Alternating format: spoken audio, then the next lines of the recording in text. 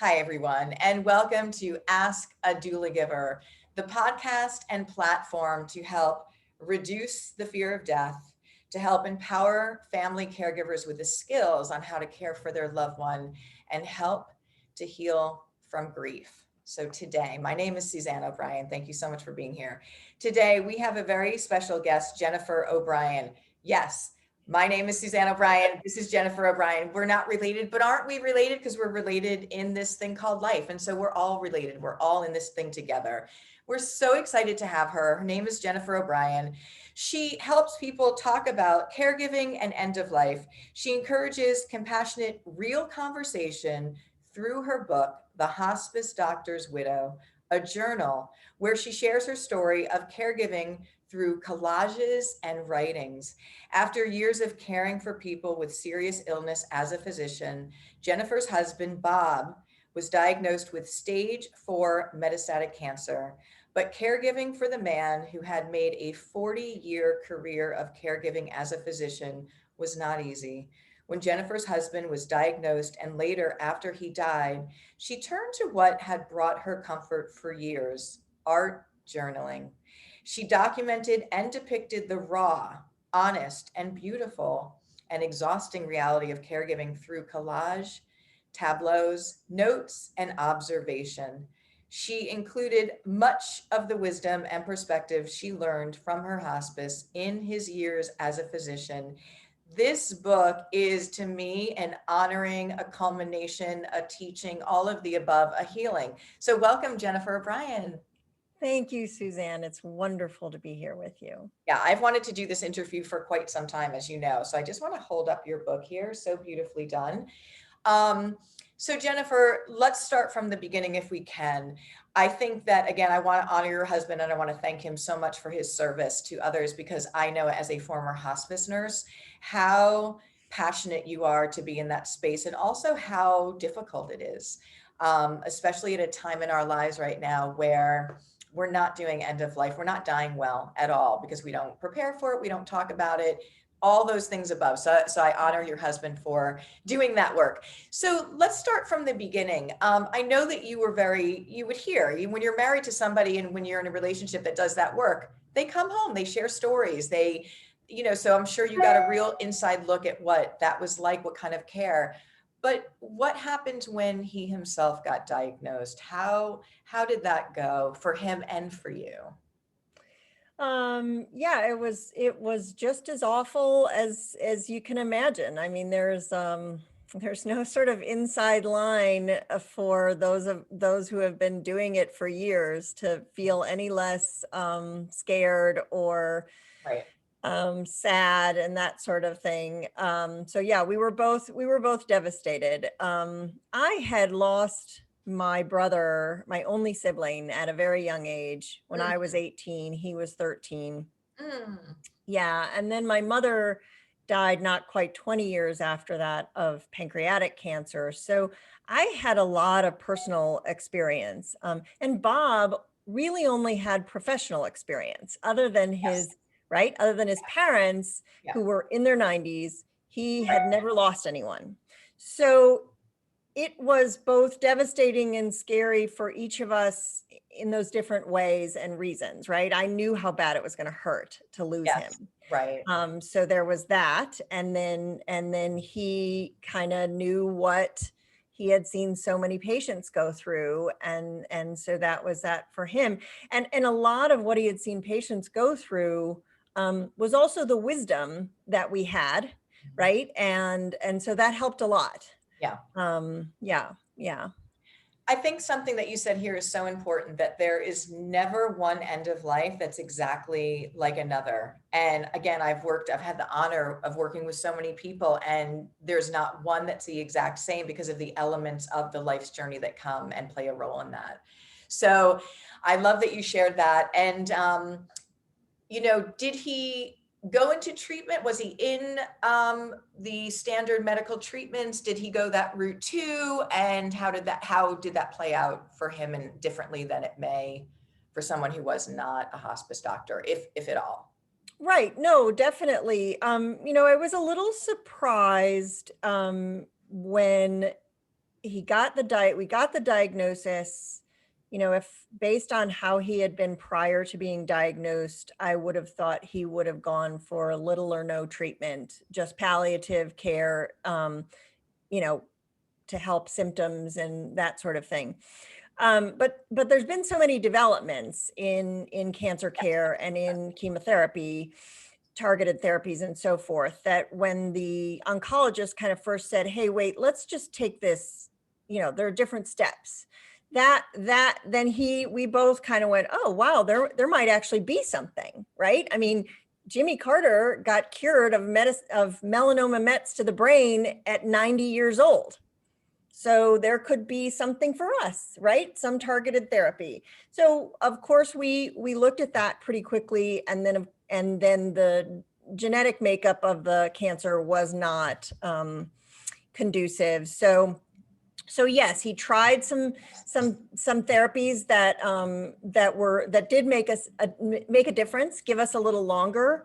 And I would say he also was different in his approach to deciding on the next therapy that was offered. So as some of your listeners probably know, you try a chemotherapy of some sort and it works maybe for a while, and then there's a complication or a side effect that is just too risky. So they say, okay, we have to take you off of this.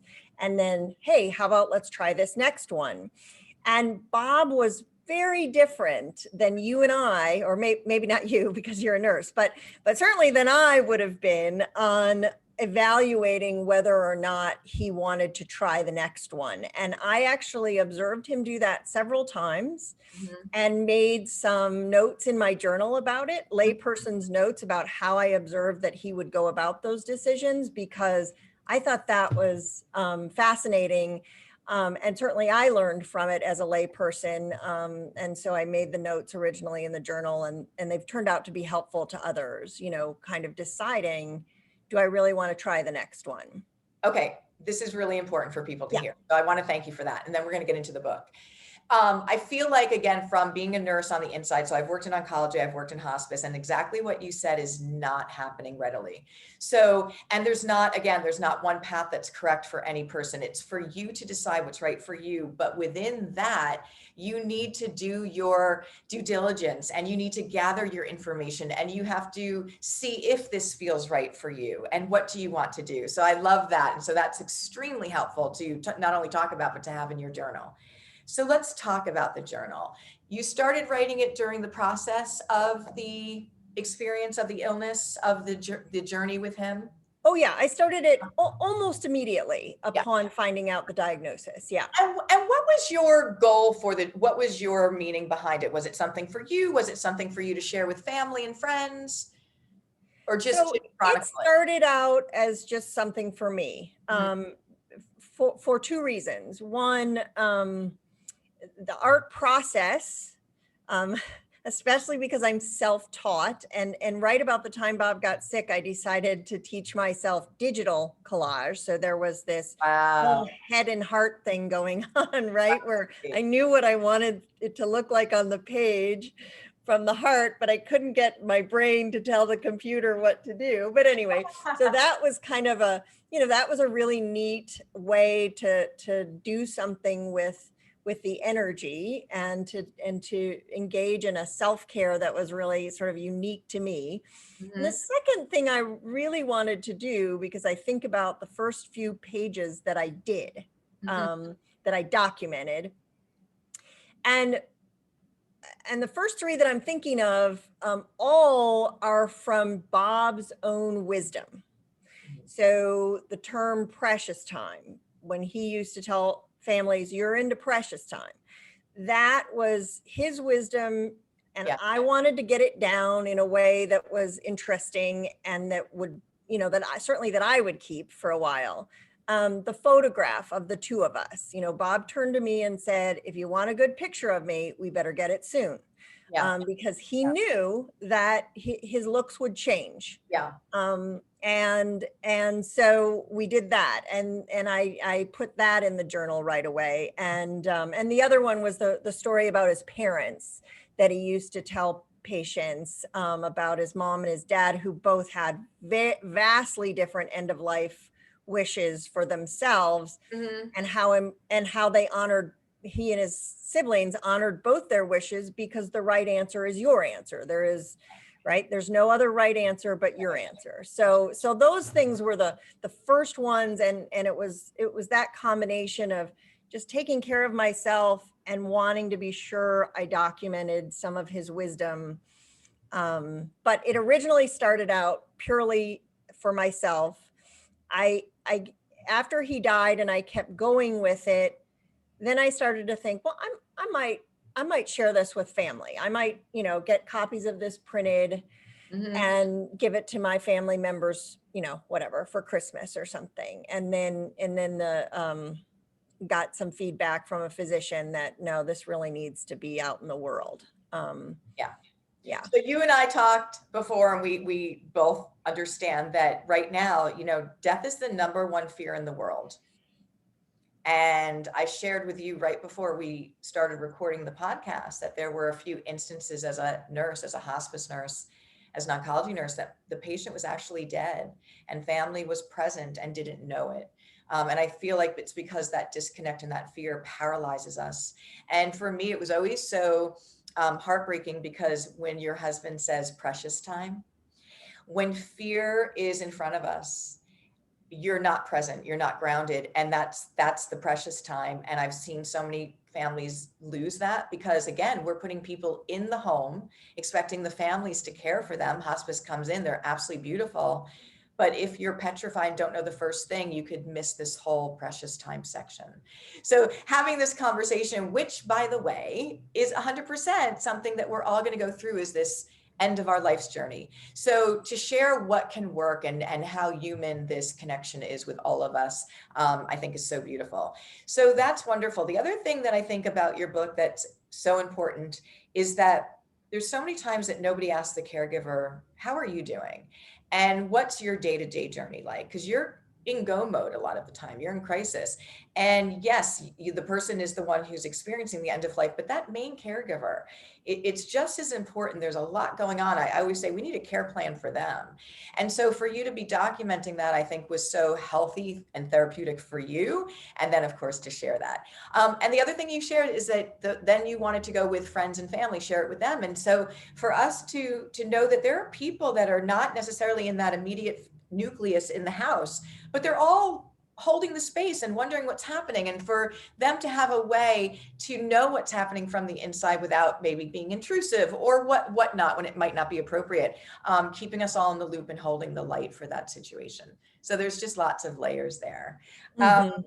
Yeah. So tell me, what was the biggest aha moment during the journey, or something that you could say was really something that you really experience that changed the trajectory for you, or that you found is the single most important thing that you want to share with others?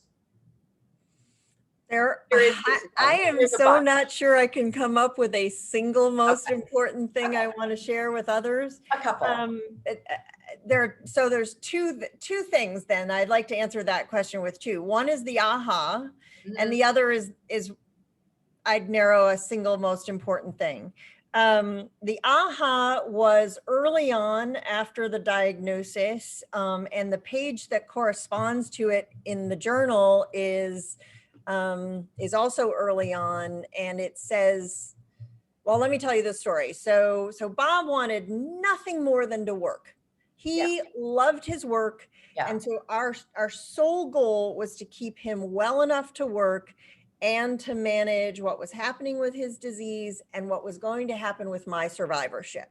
Okay. So that was our objective. And it was a Saturday morning, and we had talked about going to this museum up in Northwest Arkansas. And I woke up and I was ready to go, and he was dragging and he was tired, and he said, Jennifer, I am going to get you some literature on cancer fatigue. To which I said, Bob, I am not one of your bleeping palliative care fellows, which launched us into a most unattractive argument. And went to our sort of separate corners, and I didn't like it, right? I was like, Mhm. wow, how did I let that get so far afield, Mhm. and precious time, and the whole thing is. And I realized, and the page in the journal says, we're going through two different processes. Yes. He is dying, I am surviving. And those are intertwined, and they're both important, but they don't end at the same place. And so Right. for me to feel comfortable going on after his death, I needed to not have engage in any more stupid arguments. And I did not after that. So that was the big aha. And thank goodness it happened early for Yeah. me. Yeah. Because I feel, because as I say, a lot on my website and so forth, there are no do-overs in end of life. It's one of the few things that is A, certain, and B, we only get one shot at. That's And it. those of us, right, who are still here have to live with how that incredibly important event in our lives went down, Yeah. right? And so that was really wonderful to have that aha early, because it breaks my heart every time I read in a widows group or in some other group, I thought we had more time, or I Right. just didn't realize it was happening so quickly. The piece of advice, the one single piece of advice that I would love for everybody to take, and I would say this is true for both families that are, people that have received a diagnosis and those who have not it yet, is that also twice ends up in the journal: hope for the best and prepare for the worst. And that you are all that the word is and, not or, right? That we are living and we are dying, that we are hoping and we are preparing for this inevitable, and we are doing it all the time. It is not or, it is not but, it is not I'll do that later when someone gets sick. It is an and is complex as we are as humans, and it is happening simultaneously. And the same thing is true in the throes of the diagnosis, that you may be adjusting to what now is the best, right? In the beginning, the best might have been a cure. Yep. As time went on and that wasn't going to happen, the best was him being able to work Yep. and feeling, being comfortable.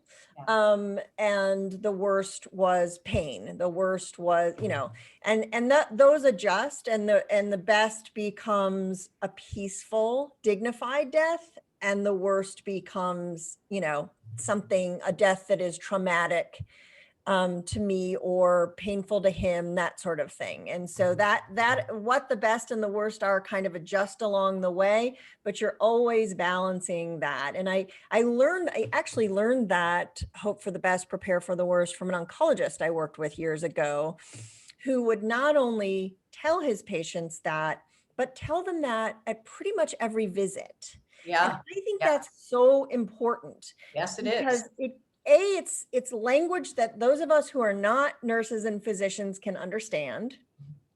It's words that we can assign meaning to, and it allows the doctor or the nurse to check in and say, okay, so where are we on the preparations list, or efforts? Mhm. Where are we on the hope scale, kind of thing, that reintroduces that concept repeatedly, and Yeah. helps people manage where this is headed.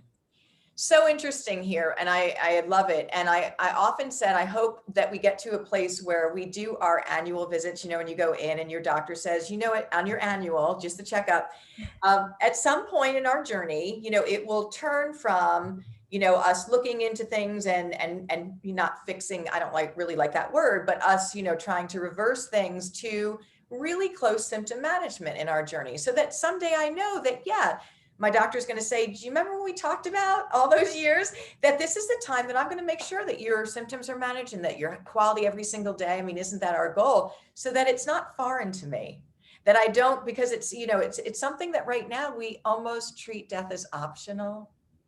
And Yes. and I think that and I've been in situations literally where I've heard in oncology where there's, somebody who's 98 years old, has cancer metastatic all over, and the family is saying, doctor, what next? Fix it.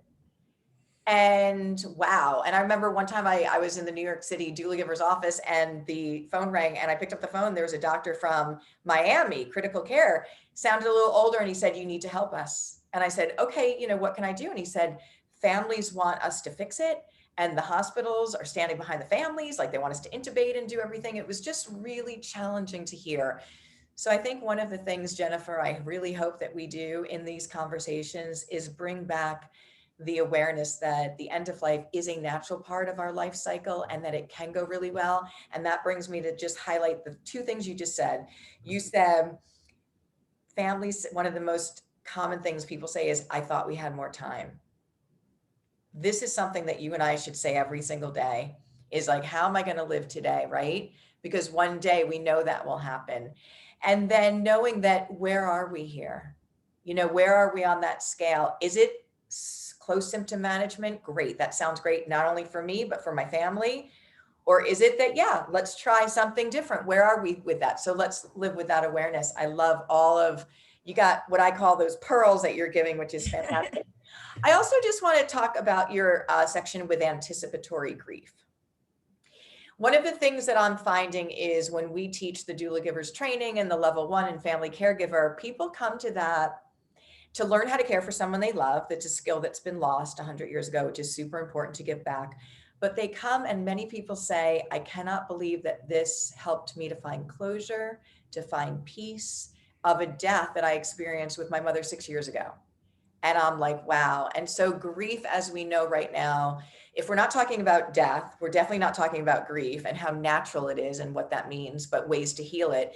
And then people, I don't think, understand that there's, first of all, many different types of grief, but also there's anticipatory grief. And so could you share a bit about that for a minute? Well, that was something I didn't even I didn't know about. And because I had lost my brother when I was 18 and my mother when I was in my mid 30s, I knew how much it was going to hurt when Bob died. Mm-hmm. And I was so, I found myself having anxiety. And again, that was another page I did very early on in the process. Just kind of wringing my hands, unable to settle into what I really needed to do while he was still alive, which was lean into it and be with him no matter how wonderful and difficult it was. And it was both. Mm-hmm. And a friend of mine named it for me. Like I was, sort of telling her, oh my gosh, I don't know, I can't get my head around this.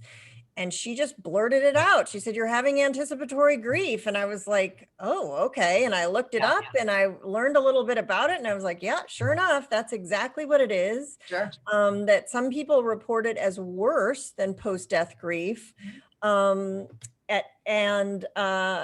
so to be able to sort of, as they say, name it and claim it and say, yeah, that's what that is. And it deserves to be named and honored, but part of doing that is not letting it ruin or influence adversely what I have left here is in terms of time, quality time with him.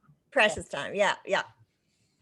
That's beautiful. Yeah. And I think, again, the more that we can have these discussions, and for me, what I found is that most people have not seen the end of life. They really haven't, because over the last 100 years, we've medicalized death, and we've kind of, like, our elderly are in different places. So you might get a phone call that your grandmother in Florida died, but you can't really, it's not concrete, it's not put together.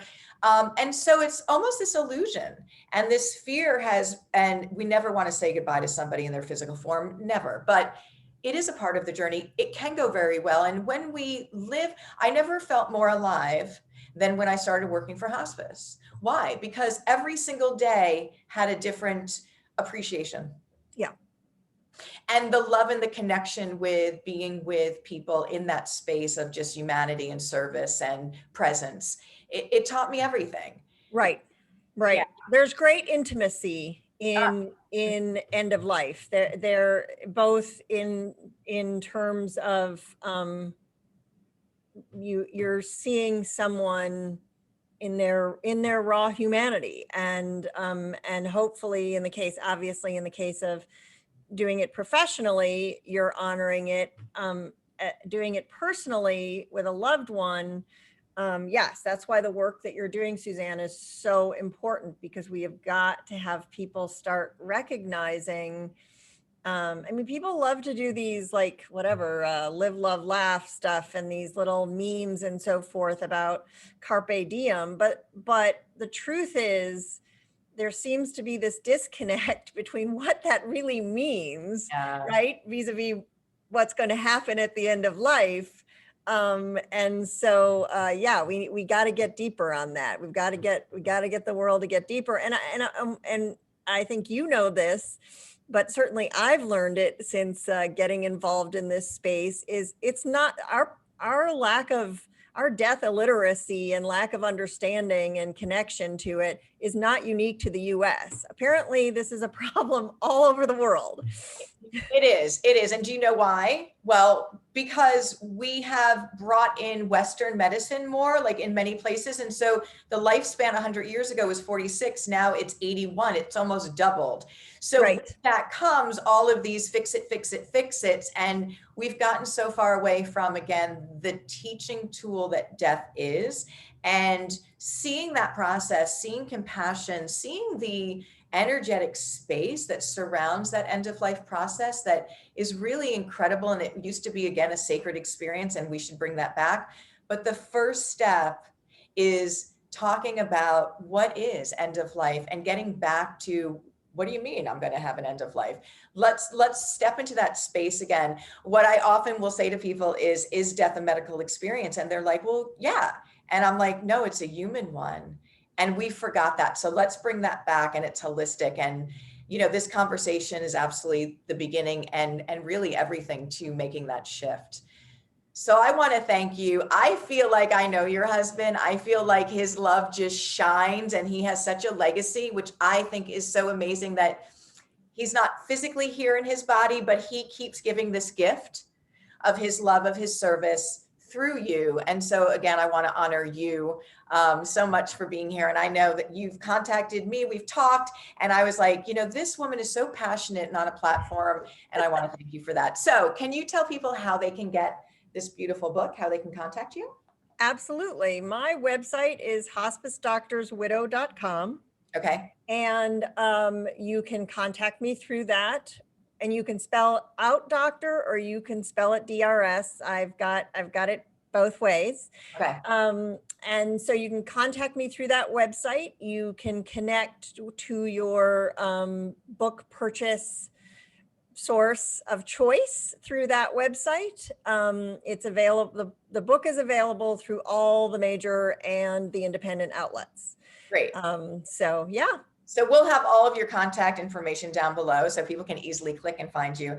So I want to thank you so much, Jennifer, for being here. And again, this was the Hospice Doctor's Widow, a journal with Jennifer O'Brien. Thank you so very much. Thank you, Suzanne. Thank and you. Thank you for the work you continue to do. It's so important. We are all in this together, and we're all doing our part. So I thank you for that. All right, everyone. Thank you so much. This was, again, an episode of Ask a Doulagiver, a platform to help reduce the fear of death, to empower families with the skills, and to help heal from grief. I'll see you in the next episode. Thanks, everybody.